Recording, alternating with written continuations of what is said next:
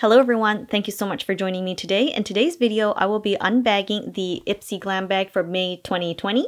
If you are unfamiliar with Ipsy, Ipsy is a monthly makeup and beauty subscription with 3 different levels. The Glam Bag that I will be unbagging today is their cheapest subscription, which is only $12 a month, and you get 5 deluxe size product and a free makeup bag. Most of the time you will get deluxe size product, but sometimes they will even throw in a full size item. I think the bag is pretty cute this month. It is pink and fades into a yellowish color. Inside the bag is a card, and the theme for this month is Get That Glow, which talks about various types of products for highlighting. The card does not tell you the price of the products this time, so I will have to do my own research. The first item I have is the large blender brush from F.A.R.A.H. Since this is a brush, I consider it as a full-size item, and the retail value is $10. I really love the design of this brush, and the bristle is soft, but I find it's not as soft as the brush I have received in the past. I personally love receiving brush in general, especially blending brushes. I actually used this brush to create my eye look today for this video. The next item I have here is a single eyeshadow from theBalm. It is a brown eyeshadow from their AUTOBALM PERF palette. This is a brown single eyeshadow that comes from the AUTOBALM PERF palette. I don't think they sell this as a single eyeshadow, not that I can find, so I pretty much just took the retail price of the actual palette on their website and divided by 8 colors that are in the palette. I considered the retail value for this single eyeshadow $3.31. St. Charles is a beautiful taupe terracotta that's gorgeous on warm summer days and nights. This is a super versatile eyeshadow that definitely delivers. Wear it wet or dry for more color payoff. This one shadow will give you a full day's worth of look. The highly pigmented formula blends on easily and evenly with your finger or a brush. After swatching it, it doesn't seem as pigmented as I thought it would be for my skin tone. This actually seems pretty light and is a color that I would use as a transition shade for various makeup looks, which is very handy. If you want to go for a light makeup look, you can also use this color all over your lid and blend it out. I used the brush that I received in this month's bag to pick up some of this brown and apply it all over my crease. According to my eye shape, I find that it was hard to blend with this brush.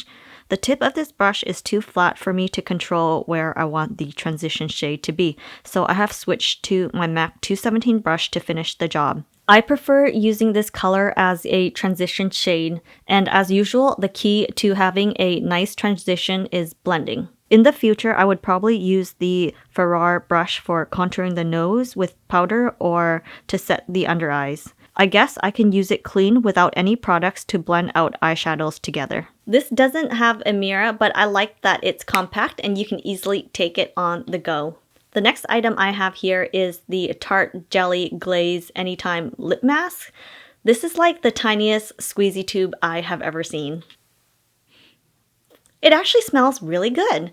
It smells a little bit like strawberry or raspberry, I would say. When lip masks started becoming a trend, I thought that it was a complete waste of money when I could use my chapstick instead and it would moisturize my lips in the exact same way. Ever since I started using lip masks and various forms of lip moisturizer, I found out that I actually enjoy using a lip mask. Now I use a lip mask every night before I go to bed so that my lips stays hydrated throughout the night. And I'm also glad that this is an anytime lip mask, so I will be using it in place of my chapsticks during the day. I've tried this over my lips and it is very moisturizing. Here is a before and after of using this lip mask. So you do get a slight tint from using it. The next item I have in the bag is the Ciaté London Fierce Flick Liquid Liner. This is actually one of the items I picked. Every month, Ipsy lets you pick an item of your choice. I was scrolling down all of the items and I didn't see anything that really interested me. I picked the eyeliner as it is a full-size item, and black eyeliner is something that I wear every day, just not right now as I'm stuck at home. When I'm not at home, I do wear eyeliner every day when I go out. This retails for $19. The easy-to-use, ultra-precise tip deposits pigment cleanly and smoothly, whether you're drawing thin lines or thick flicks. This felt tip pen puts you in control and takes the guesswork out of nailing the perfect cat eye or dramatic wing.